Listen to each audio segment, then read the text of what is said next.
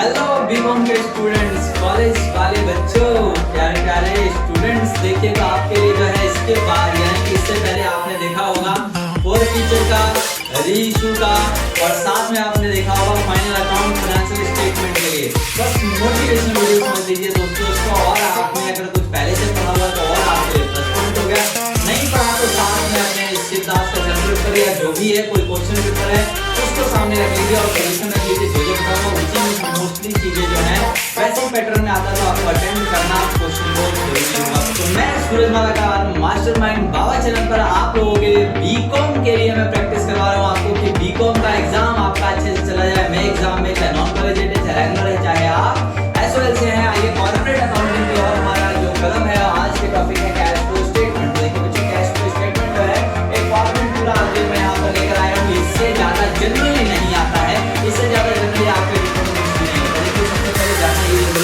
कि बच्चों यहाँ पर लिंक बना हुआ है तो बिल्कुल बेसिक्स में जाओ। कैश फ्लो स्टेटमेंट क्या होता है इतना पहले समझ लो। कैश फ्लो का मतलब है, फ्लो का मतलब होता है इनफ्लो, पैसा आना और जाना। बिजनेस के कई सारी एक्टिविटीज जिससे पैसा या तो आता है या जाता है। बच्चों देखिए यहाँ पर गिवन इन क्वेश्चन में या तो बैलेंस शीट और एडिशनल इंफॉर्मेशन गिवन होगा या फिर statement of profit and loss और एडिशनल इंफॉर्मेशन गिवन होगा या statement of profit and loss, balance sheet और एडिशनल इंफॉर्मेशन ही आपको क्वेश्चन करने के लिए गिवन होगा। बच्चों देखिए सबसे पहले बड़े ध्यान से समझ लीजिए यहाँ पर देखिए कैश फ्लो स्टेटमेंट के अंदर तीन एक्टिविटी सॉल्व होती है। कितनी एक्टिविटी सॉल्व होती है बेटा? तीन। देखो ए ये रहा, बी ये रहा बच्चों और सी ये रहा बच्चों। देखो हमारे पास तीन जो एक्टिविटी सॉल्व होती है। बिजनेस के जितने भी कार्य हैं उसको तीन एक्टिविटी में बांट देते हैं। देखो बेटा cash flow from operating activity मैंने पहला हेडिंग डाला, cash flow from operating activity, operate करके बिजनेस को पैसा इनफ्लो या आउटफ्लो ये जानना चाहते हैं। Cash flow from investing activities, investment activities से कितना पैसा आया गया वो जानना चाहते हैं। And cash flow from financing activities, उससे जानना चाहते हैं कि कितना पैसा आया और गया। फाइनली तीनों का जोड़ जाड़ के यहाँ लास्ट में जो है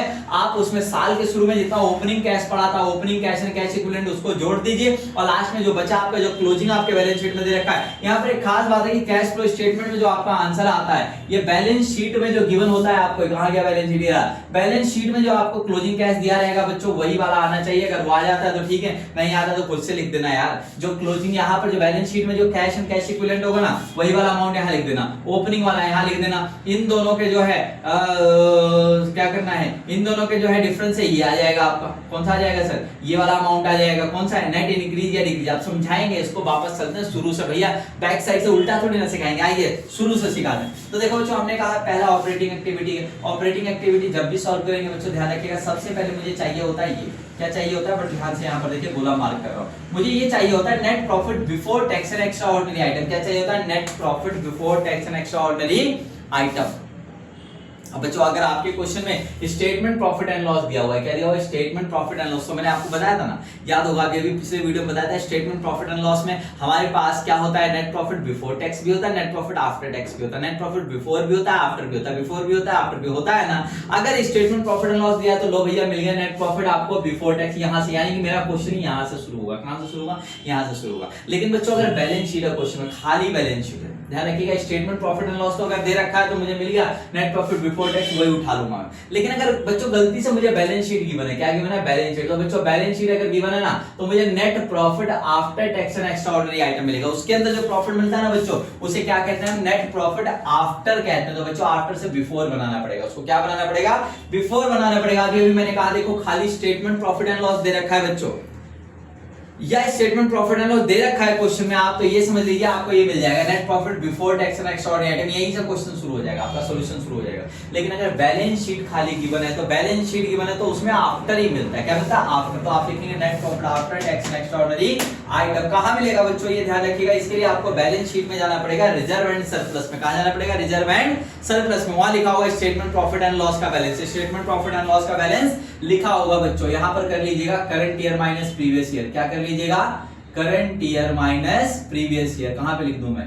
यहां लिख दूं, समझ लोगे? Current year minus previous year, ध्यान रखिएगा। समझ आएगा? यहां क्या लिखना है sir? Particular detail amount, particular detail amount, ये सब पर्टिकुलर्स यहाँ पर लिखना है, डिटेल और अमाउंट लिखना है, उसके नीचे सारा कार्यक्रम करना है। समझ आ गया? अब देखो ये मिल गया हमको नेट प्रॉफिट आफ्टर तो मिल गया सर। बिफोर बनाने के लिए क्या करना है? उसी में मिलेगा जनरल रिजर्व। क्या मिलेगा उसी में? General reserve. Current year minus previous year ये कर दीजिएगा, उसी में मिलेगा जनरल रिजर्व। बात समझ में आ गई?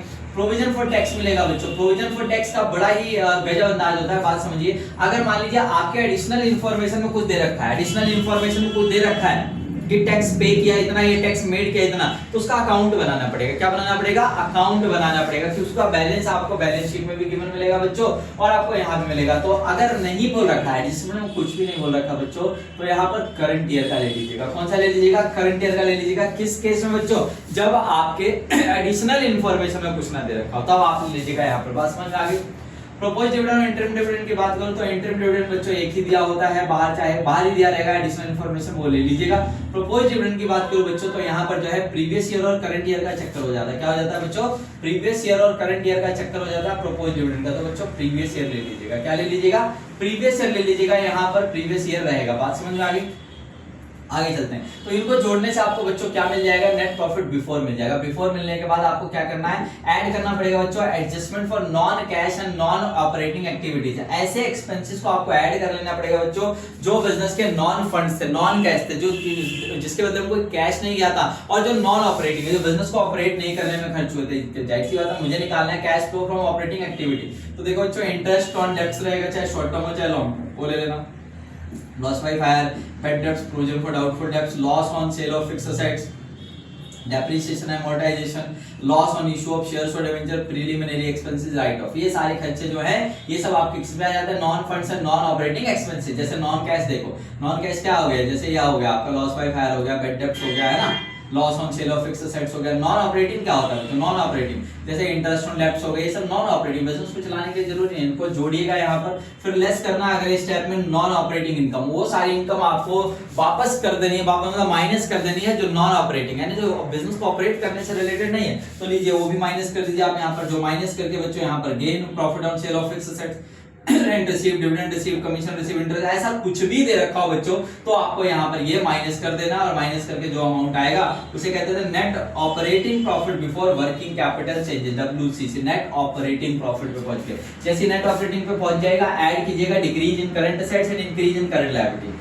लेस करना होता है increase in current assets and decrease in current liability, यानी कि सर इस स्टेप के लिए आपको करंट एसेट्स और करंट लायबिलिटीज पे फोकस करना होगा। लेकिन इंपॉर्टेंट बात यहाँ पर क्या है बच्चों, मैंने एग्जांपल के तौर पे लिख दिया ऐसे कि मान लीजिए बीआर हमारा जो है, जो बिल्स रिसीवेबल है, वो मान लीजिए हमारा घट गया था, तो ले लिया मैंने डिक्रीज इन करंट एसेट। और मान लीजिए कोई लायबिलिटी थी हमारी बढ़ गई, कौन सी आउटस्टैंडिंग इसमें बढ़ गई, मैंने वो भी ले लिया, ऐड कर दिया। ऐसे ही यहाँ पर एजम्पशन करके मैंने लिया। बच्चों यहाँ पर ध्यान रखने वाली बात है, ध्यान रखिए करंट एसेट्स में क्या क्या शामिल नहीं करेंगे। यहाँ पर कैश एंड कैश इक्विवेलेंट नहीं लेंगे, मार्केटेबल सिक्योरिटीज नहीं लेंगे। कौन कौन सा नहीं लेंगे sir? Cash and cash equivalent नहीं लेने का, और मार्केटेबल सिक्योरिटीज नहीं लेंगे, क्योंकि बच्चों ये ऑलरेडी कैश के फॉर्म में होता है, इसको कैश करवाने की जरूरत नहीं होती है। आगे चलिए यहाँ पर ऐसे करंट लायबिलिटी का ध्यान रखिएगा। करंट लायबिलिटी में यहाँ पर क्या चीज नहीं लेना है आपको?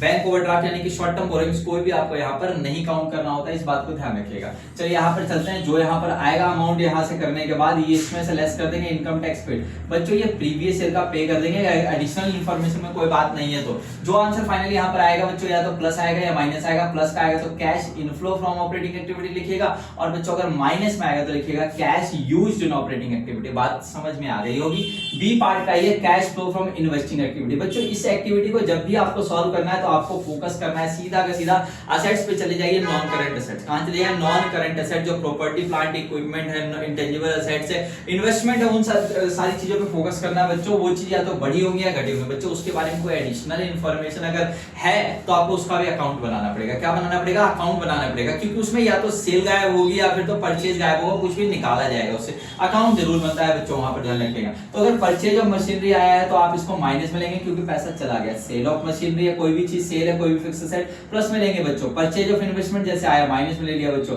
गुडविल परचेज आ गया बच्चों, देखो गुडविल घट गई होगी तो गुडविल यहाँ आ जाएगी बच्चों, गुडविल राइट ऑफ अमोर्टाइज में आ जाएगी। लेकिन गुडविल बड़ी होगी बच्चों तो गुडविल परचेज में आ जाएगी, पैसा गया। समझ आ गया? इंटरेस्ट ऑन इन्वेस्टमेंट एक एडिशनल टॉपिक होता है बच्चों, अगर इन्वेस्टमेंट पे कोई इंटरेस्ट आ रहा है तो वो भी पार्ट इसी के अंदर आएगा। तो फाइनली इससे जो करेंगे आपका आंसर प्लस या माइनस में आ जाएगा बच्चों। तो प्लस या माइनस में जिसमें भी आए आप उसको लिख दीजिएगा। प्लस में आएगा cash inflow from investing activity, और माइनस में आ गया तो cash used in investing activity. ऐसे ही बच्चे चलते हैं फाइनेंसिंग एक्टिविटी। फाइनेंसिंग एक्टिविटी पे जब भी आपको काम करना हो आप फोकस करिएगा बच्चों, किस पे बड़े ध्यान से मिले।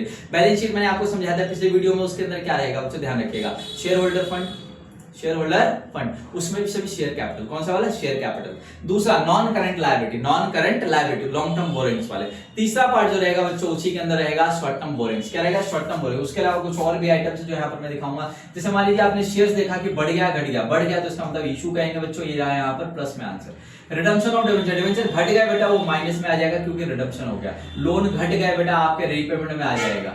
बैंक ओवरड्राफ्ट इंक्रीज हो गया, बढ़ गया बेटा पैसा आ गया। शॉर्ट टर्म बोरिंग्स का कुछ भी दे रखा हो प्लस या माइनस कर लेना क्योंकि बढ़ेगा घटेगा। Interest on debenture, interest on debenture proposed dividend और इंटरडिविडेंड ये हमेशा माइनस में आएंगे। इंटरेस्ट ऑन डिबेंचर जो यहाँ पर, इंटरेस्ट ऑन डेब्ट जो यहाँ पर आए तो वही यहाँ पर आएंगे। प्रोपोज्ड डिविडेंड जो यहाँ पर आए तो वही यहाँ पर आएंगे। इंटरडिविडेंड जो यहाँ आए तो यहीं पर आएंगे, सेम चीज लेकिन तीनों माइनस में आएंगे, बड़े ध्यान रखिएगा। तो पैसा यहाँ पर लास्ट में जो फाइनली प्लस या माइनस में आ जाएगा आपको, इसको लिखिएगा प्लस में आया तो cash inflow from financing activity, और बच्चों अगर माइनस में आ गया है तो कैश यूज्ड लिख दीजिएगा, है ना, cash used in financing activity. तीनों एक्टिविटी का पैसा जब आप जोड़ेंगे घटाएंगे, क्योंकि कोई प्लस में कोई माइनस में बच्चों, तो अगर प्लस का आ गया तो आप लिखिएगा net increase in cash and cash equivalent, और अगर बच्चों माइनस में आ गया है तो लिखिएगा net decrease in cash and cash equivalent लिख दीजिएगा। ये कैसे आया, ए प्लस बी प्लस सी करने से, यानी कि तीनों एक्टिविटी का पैसा जोड़ने से। इसमें ओपनिंग जो साल के शुरू में आपके क्वेश्चन में बैलेंस शीट में दे रखा है opening cash and cash equivalent, उसको जोड़ दीजिएगा बच्चों। इसके अंदर कैश शामिल है, बैंक शामिल है, और आपका क्या है, marketable security short term investment शामिल है, ध्यान रखिएगा। दोनों जोड़ के जो आंसर आएगा वो क्लोजिंग बन जाता है, और यही क्लोजिंग आपके बैलेंस शीट से मैच करना चाहिए। बात समझ में आ रही होगी आपको कि ये कैसे हम लोग जो है इसको प्रिपेयर करते हैं, किसको, कैश फ्लो स्टेटमेंट को। बात समझ में आ गई। तो कैश फ्लो स्टेटमेंट से रिलेटेड मैं आपको और भी कुछ बात बता देता हूं। यहाँ पर डाउटफुल जो मेरे लिए जो डाउटफुल, ये ध्यान रखिएगा, इसको चेक कर लीजिएगा आप क्वेश्चन में। प्रोपोज्ड डिविडेंड ध्यान रखिएगा, प्रोपोज्ड डिविडेंड जो यहाँ पर आ रहा है वहीं पर आएगा सेम, यहाँ प्लस हो रहा है वहां माइनस होगा। मैंने यहाँ पर लिखा है प्रीवियस ईयर का, चेक कर लीजिएगा प्रीवियस ईयर का आता है या करंट ईयर का आता है, ये डाउटफुल हो सकता है। अब चलते हैं, मैं आपको इसी में बेसिक बताऊंगा कि अगर प्रोविजन फॉर टैक्स का अकाउंट बनाना पड़े आपको, कब बनाना पड़ेगा भाई, मैंने पहले बताया। ऊपर बैलेंस शीट में उसका बैलेंस दे रखा है और नीचे उसकी एडिशनल इंफॉर्मेशन में भी कुछ बात कह रखी है, उसका अकाउंट बनेगा बच्चों। कोई असेट्स अकाउंट बनाना है, machinery account, plant and machinery, ये सब कैसे बनेगा वो भी मैं आपको बताता हूं। बनाना क्यों पड़ता है सर, हमको बनाना तो कैश फ्लो स्टेटमेंट यही बनाना है, लेकिन बच्चों उसका यूज है, उसका क्या है, यूज है इन सब चीजों को निकालने के लिए। आप अच्छे से स्क्रीनशॉट ले लीजिए इसको, ताकि अच्छे से आप इसको बार बार समझ पाए। और इसी के बेस पर मैं बार बार कह रहा हूं, आपको कुछ नहीं करना है, आपको अपना एक दो क्वेश्चन आपके सैंपल पेपर का पुराने ईयर्स का ले लेना है और उसी से आपको प्रैक्टिस करने लास्ट टाइम, और कोई खास काम नहीं करना है। तो आइए अकाउंट सीख लेते हैं। तो देखो बच्चों, ये अकाउंट कैसे बनाते हैं हम लोग। मान लीजिए हमको बनाना है provision for tax account, provision for tax account. बहुत ही सिंपल होता है बेटा, इसको समझ लीजिए, सीख लीजिए, और आप जो है आसानी से पेपर में कर पाएंगे फिर इसको। सही है, प्रोविजन फॉर टैक्स अकाउंट बनाने की जरूरत कब पड़ेगी बेटा, जब आपको बैलेंस शीट में भी गिवन है और एडिशनल इन्फॉर्मेशन में गिवन है। देखो बेटा, कोई भी प्रोविजन एक लायबिलिटी अकाउंट होता है। क्या होता है, लायबिलिटी अकाउंट। वीडियो पसंद आ रही बेटा, लाइक कर दीजिएगा, यही आपकी फीस होगी, ठीक है। आप इसको लाइक कर दीजिएगा, शेयर कर दीजिएगा अपने दोस्तों को, एक मोटिवेशनल कमेंट भी कर दीजिएगा। ये लायबिलिटी क्रेडिट बैलेंस होता है हमेशा, तो लायबिलिटी अकाउंट है। यहाँ पर बाई बैलेंस बीडी, और यहाँ पर लिखेंगे आप बच्चों टू बैलेंस सीडी। बात समझ में आ गई। यहाँ लिखेंगे by balance CD, opening balance यहाँ पर ले लेना होता है बच्चों। क्या है ये, ओपनिंग बैलेंस है बच्चों यहाँ पर, और यहाँ पर क्या है बच्चों, ये क्लोजिंग बैलेंस है। बात समझ में आई। ये आपके क्वेश्चन पेपर में आपको गिवन होता है, वो सारी चीजें आप देख लीजिएगा।